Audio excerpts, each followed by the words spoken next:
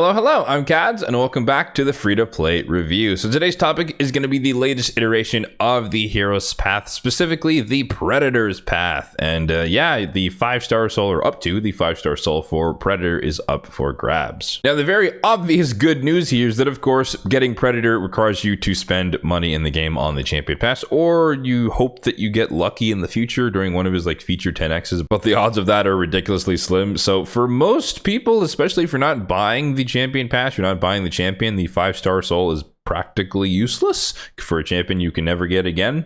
So this is honestly the easiest thing that you could possibly think about skipping if you don't have Predator or you don't hope that you get Predator. So thanks for watching. No, I'm kidding.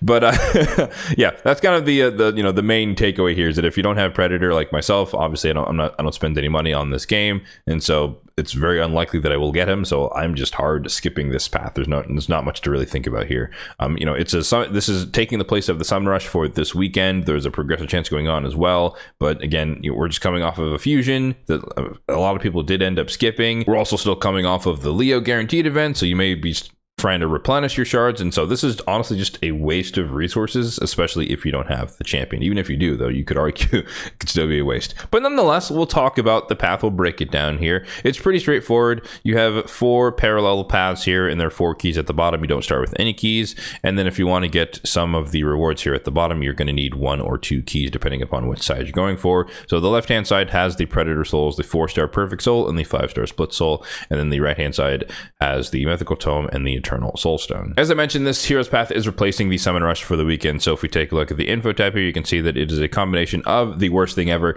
Dungeon Divers, never good for points in terms of these events, but it is a nice secondary form of points. But the primary mode of gaining points here is going to be summoning champions from shards, i.e. the Summon Rush. So talking about some of the point totals, it's worth noting here that all 4 of these parallel paths are equivalent in value, so they cost the same. So you can basically just pick whichever path you want to go down in terms of the rewards you want to get for yourself, because all of them end in keys as well. But let's start off with the cheapest thing you could get, which would just be saying, I just want a legendary tome, and I'm just trying to, min-max a little bit here. So you pick whichever path you want, you come down any of these, you use the 1 key here, you get the legendary tome. That would cost you a grand total of 28,750 points.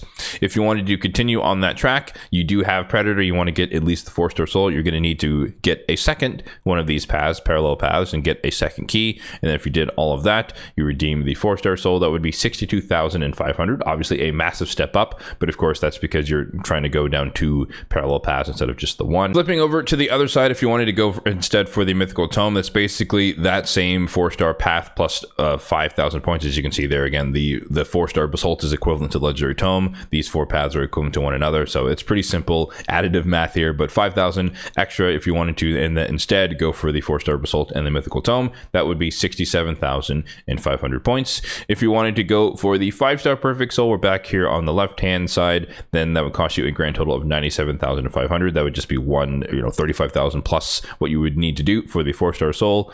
And then interestingly enough, these points are equivalent, so it would also be 97,500 points to get the eternal soulstone as well through the mythical tome, just because 20,000, 30,000 is the same as 35,000 and 15,000. Now, as always, we do have these values in spreadsheet format, so it's a little bit easier to digest. If you want a link to the spreadsheet, it is in the description box down below. As always, we do have the gear hunters section up here where you can just kind of see the different average returns per stage that you may want to farm. So normal mode stage 20, 24, 25, hard mode stage 6, stage 10, and also of course if you run the campaign, there is a champion training tournament going on right now. You'll get some credit from that as well. That is where all of my points have come from thus far, plus opening mystery shards to generate food for said champion training.